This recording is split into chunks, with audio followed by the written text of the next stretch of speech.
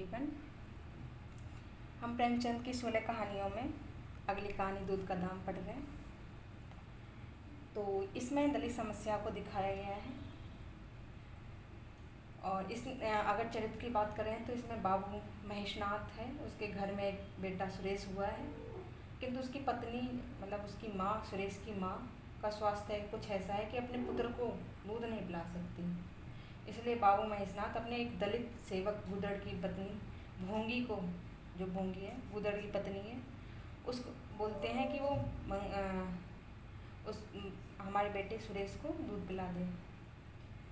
तो भोंगी का बेटा है मंगल, तो वह अपने बेटे को प्राय दूध नहीं पिला पाती है क्योंकि उसका पूरा दूध सुरेश पी जाता है।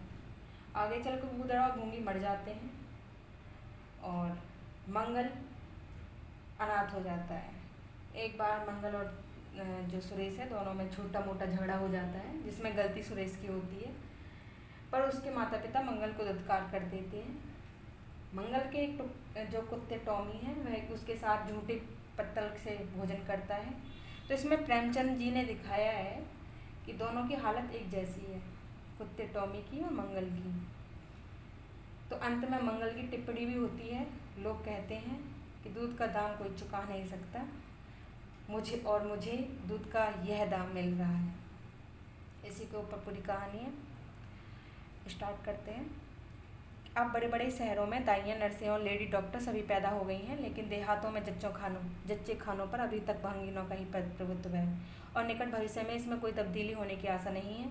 बाबू महेशनाथ अपने गांव के जमींदार थे, शिक्षित थे और जच्चा खानों के सुधार की आवश्यकता को मानते थे, लेकिन इसमें जो बाधाएं थी उन पर कैसे विजय पाते।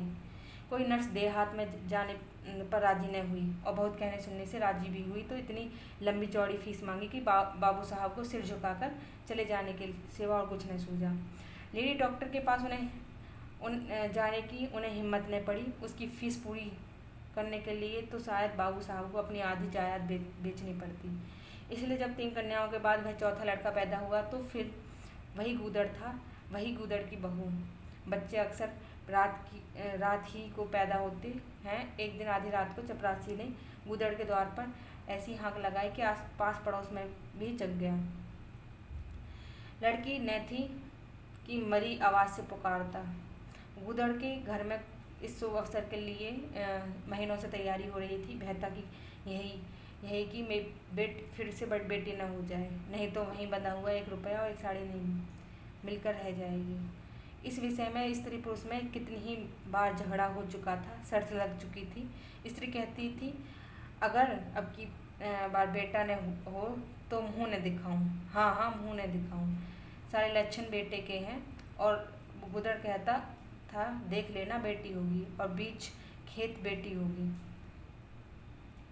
बेटा निकले तो मूछें मुड़ा लूँ, हाँ मूछें मुड़ा लूँ। लेकिन शायद गूदड़ समझता था कि इस तरह अपनी स्त्री में पुत्र कामना को बलवान करके वह बेटे की अवाई के लिए रास्ता साफ कर रहा है। भूंगी बोली अब मूछ मुड़ा ले दाढ़ी जार। कहती थी बेटा होगा, सुनता ही न थे, अपने ही रट लगाए जाता था। मैं आज तेरी मूछ मुड़ूंगी, खूंटी तक तो रखूंगी ही। गूदड़ ने कहा अच्छा मुड़ लेना भली मानस, मूछे क्या फिर निकलेंगी ही नहीं। तीसरे दिन देख लेना फिर ज्यों की त्यों, मगर कुछ मिलेगा उसमें आधा रखा लूँगा, कह देता हूँ। भूंगी ने अंगूठा दिखाया और अपने 3 महीने के बालक को गूदड़ के सुपुर्द सिपाही के साथ चल खड़ी हुई। गूदड़ ने पुकारा अरे सुन तो, कहाँ भागी जाती है, मुझे भी बधाई बजाने जानना पड़ेगा, इसे कौन संभालेगा।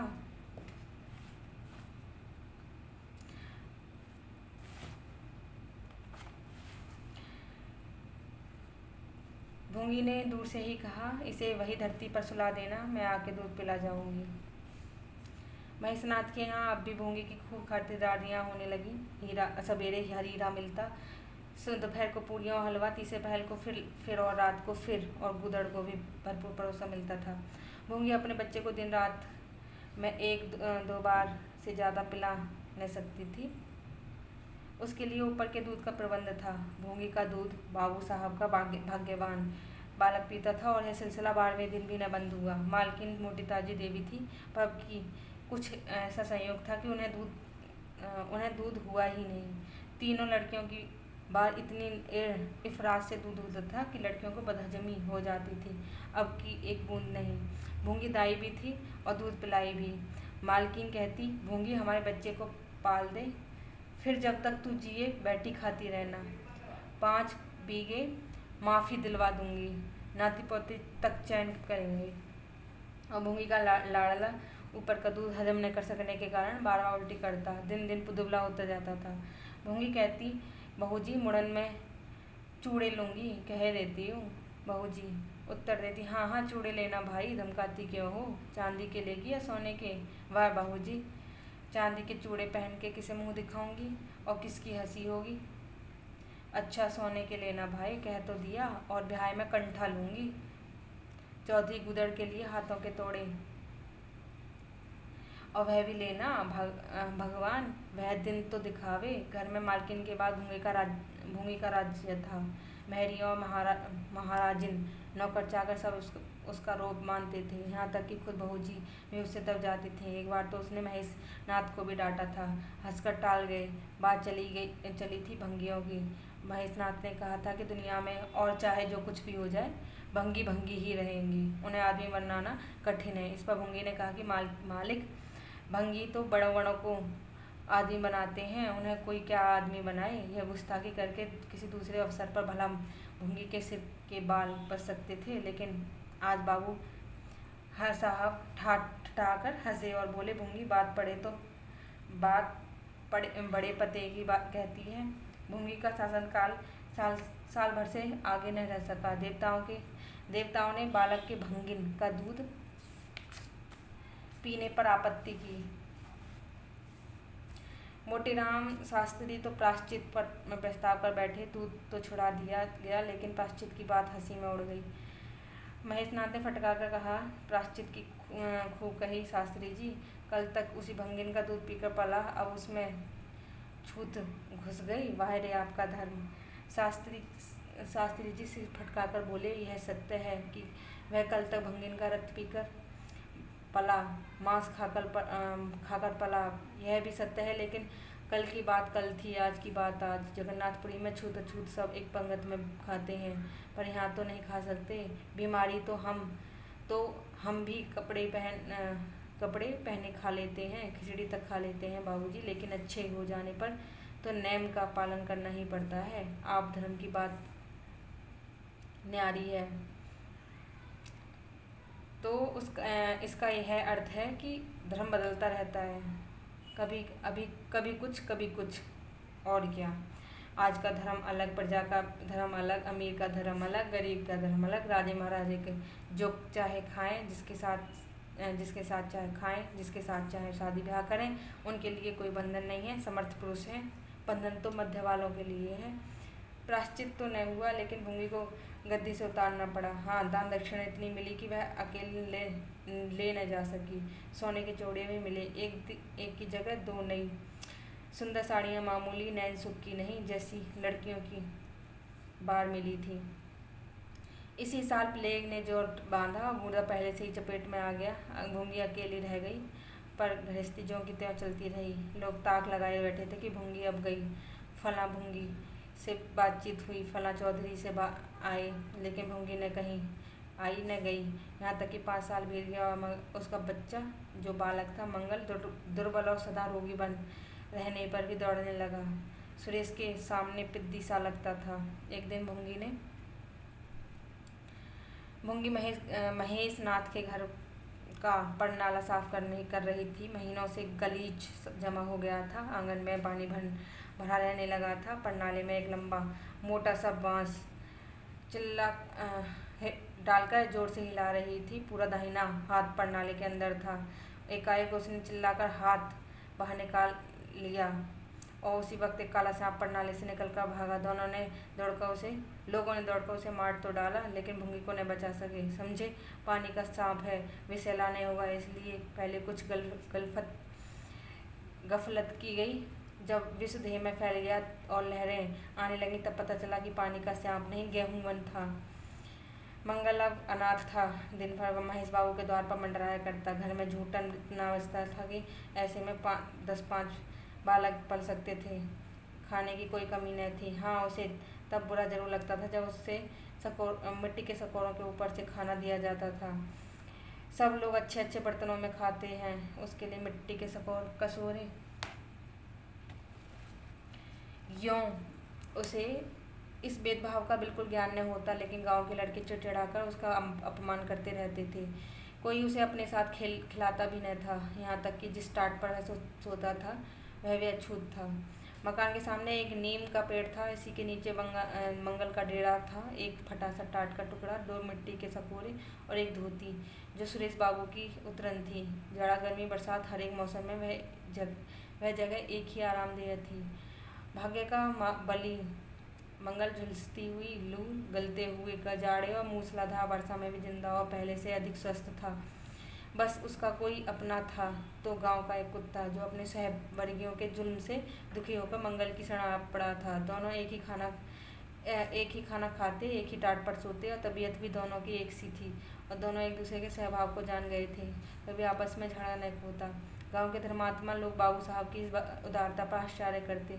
ठीक द्वार के सामने 50 हाथ भी न होगा मंगल का पड़ा रहना उन्हें सोलहों आने धर्म विरुद्ध जान पड़ा। छी, यही हाल रहा तो थोड़े ही दिन में धर्म का अंत ही समझो। भंगी को भी भगवान ने ही रचा है, यह हम भी जानते हैं। उसके साथ हमें किस तरह का अन्याय न करना चाहिए यह किसे नहीं मालूम। भगवान का तो नाम ही पतित पावन है, लेकिन समाज की मर्यादा भी कोई वस्तु है। उस द्वार पर जाते हुए संकोच होता है। गांव के मालिक हैं, जाना तो पड़ता ही है, लेकिन गांव बस यही समझ लो कि घृणा होती है। मंगल और टॉमी में गहरी बनती थी। मंगल कहता, देखो भाई टॉमी, जरा और खिसक कर सो। आखिर मैं कहाँ लेटूं, साठ आठ ने घेर लिया। टॉमी कुकू करता, धूम हिलाता और खिसक जाने के बदले ऊपर चढ़ आता एवं जो मंगल का मुँह चाटने लगता।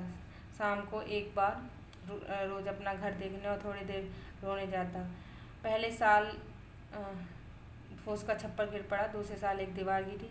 अब केवल आधी आधी दीवारें खड़ी थी, जिसका ऊपरी भाग नोकदार हो गया था। यही उसे स्नेह की संपत्ति मिली थी। वही स्मृति, वही आकर्षण, वही प्यार उसे एक बार उस उजड़ में खींच ले जाता और टॉमी सदैव उसके साथ रहता था। मंगल नोकदार दीवार पर बैठ जाता और जीवन के बीते और आने वाले सपने देखने लगता। बार बार उछलकर उसकी गोद में बैठने की असफल चेष्टा करता। एक दिन कई लड़के खेल रहे थे। मंगल भी पहुंचकर दूर खड़ा हो गया। या तो सुरेश को उस पर दया आई या खेलने वालों की जोड़ी पूरी न हो पड़ती थी, कह नहीं सकते। जो भी हो, तजवीज़ की कि आज मंगल को भी खेल में शरीक कर लिया जाए। यहाँ कौन देखने आता है? क्यों रे मंगल, खेलेगा? मंगल बोला, ना भैया, कहीं मालिक देख लें तो मेरी चमड़ी उधेड़ दी जाए। तुम हैं क्या? तुम तो अलग हो जाओगे। सुरेश ने कहा, यहाँ कौन आता है देखने बे? चल, हम लोग सवार खेलेंगे। तू घोड़ा बनेगा, हम तेरे ऊपर सवारी करके दौड़ाएंगे। मंगल ने शंका की कि मैं घोड़ा ही रहूँगा कि सवारी भी करूँगा, यह बता दो। यह प्रश्न टेढ़ा था, किसी ने इस पर विचार नहीं किया था। सुरेश ने एक क्षण विचार करके कहा, तुझे कौन अपनी पीठ पर बैठाएगा? सोच, आखिर तू भंगी है कि नहीं? मंगल भी खड़ा हो गया, बोला, मैं कब कहता हूँ कि मैं भंगी नहीं हूँ, लेकिन तुम्हें ही मेरी माँ ने अपना दूध पिलाकर पाला है। जब तक मुझे भी सवारी करने को न मिलेगी तो मैं घोड़ा न बनूंगा। तुम लोग बड़े चंचड़ हो, आप तो मुझे से सवारी करोगे और मैं घोड़ा ही बनूं? सुरेश ने डांट कर कहा, तुझे घोड़ा बनना पड़ेगा। और मंगल को पकड़ने दौड़े। मंगल भागा, सुरेश ने दौड़ाया। मंगल ने कदम और तेज किए। सुरेश ने भी जोर लगाया, मगर वह बहुत खा कर थुल हो गया और दौड़ने में उसकी सांसें फूलने लगी। आखिर उसने रुक कर कहा, आकर घोड़ा बनो मंगल, नहीं तो कभी पा जाऊंगा तो बुरी तरह पीटूंगा। तुम्हें भी घोड़ा बनना पड़ेगा। अच्छा, हम भी बन जाएंगे, तुम पीछे से निकल जाओगे। पहले तुम घोड़े बन जाओ, मैं सवारी कर लूँ, फिर मैं बनूंगा। सुरेश ने सचमुच चकमा देना चाहा। मंगल का मुकाबला सुनकर साथियों से बोला, देखते हैं कि इसकी बदमाशी भंगी है न। तीनों ने मंगल को घेर लिया, उसे जबरदस्ती घोड़ा बना दिया। सुरेश ने चटपट उसकी पीठ पर आसन जमा लिया और टिक टिक करके बोला, चल घोड़े चल। मंगल कुछ देर तक तो चला, लेकिन इस बोझ में उसकी कमर टूटी जाती थी। उसने धीरे से पीठ सकोड़ी और जो सुरेश की रान के नीचे से सरक गया। सुरेश महोदय लत से गिर पड़े और भौंपू बजाने लगे।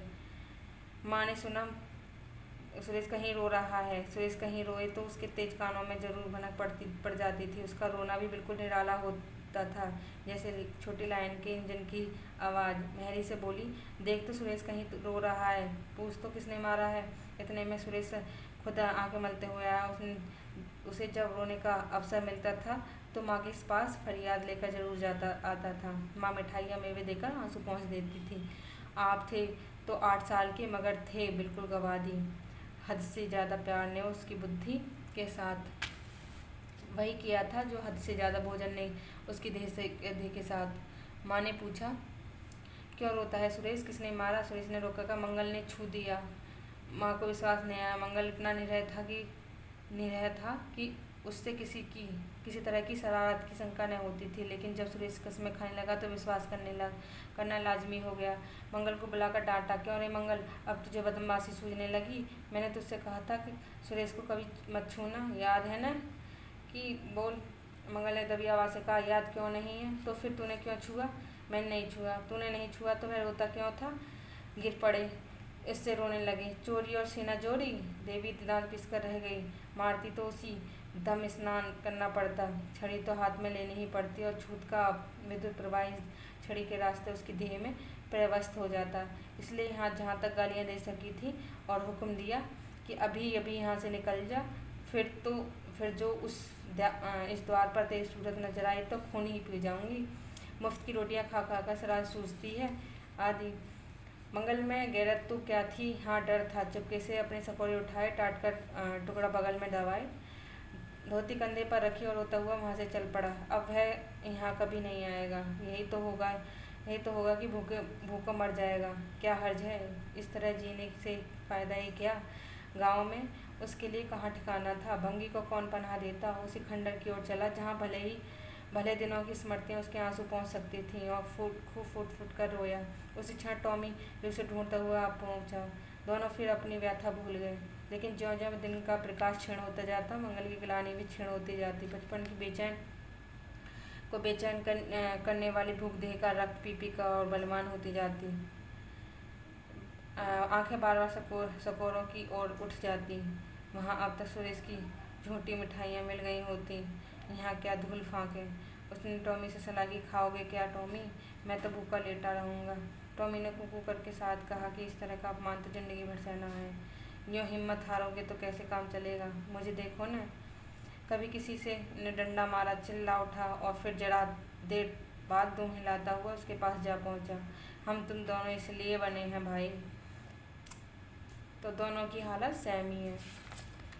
मंगल ने कहा, तो तुम जाओ, कुछ मिले तो खा लो, मेरी परवाह नहीं करो। टॉमी ने अपनी स्वान भाषा में कहा, अकेले नहीं जाता तो मैं साथ लेकर जाऊंगा। मैं नहीं जाता तो मैं भी नहीं जाता। भूखों मर जाओगे तो क्या तुम जीते रहोगे। मेरा कौन बैठा है जो रोएगा।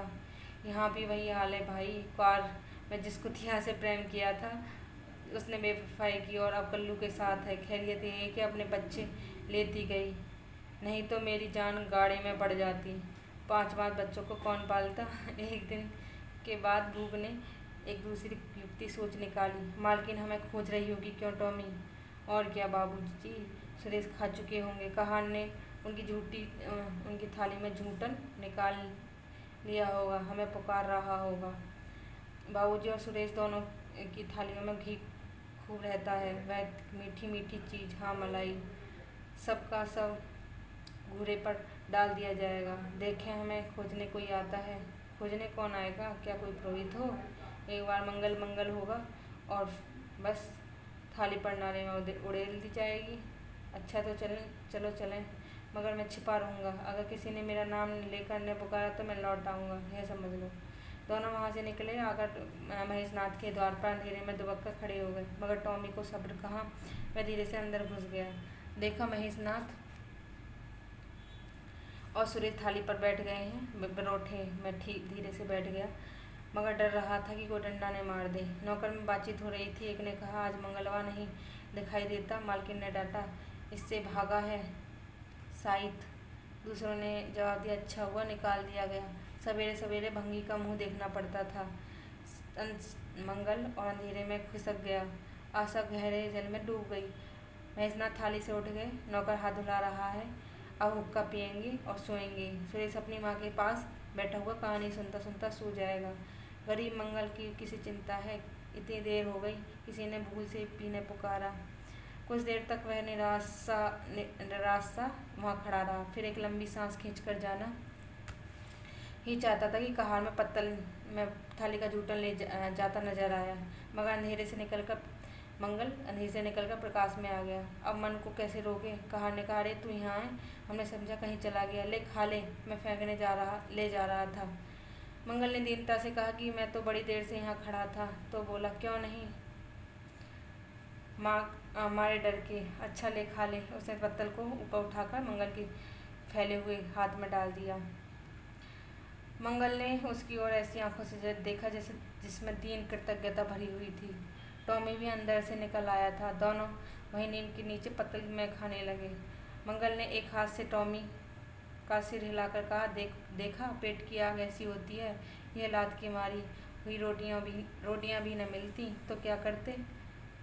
टॉमी ने दुम हिला दी। सुरेश को अम्मा ने पाला था। टॉमी ने फिर दुम हिलाई। लोग कहते हैं दूध का दाम कोई नहीं चुका सकता और मुझे दूध का यह दाम मिल रहा है। टॉमी ने फिर दुम हिलाई। तो यहाँ पे दलित शोषण दिखाया गया है। तो ये कहानी ख़त्म होती है अपनी।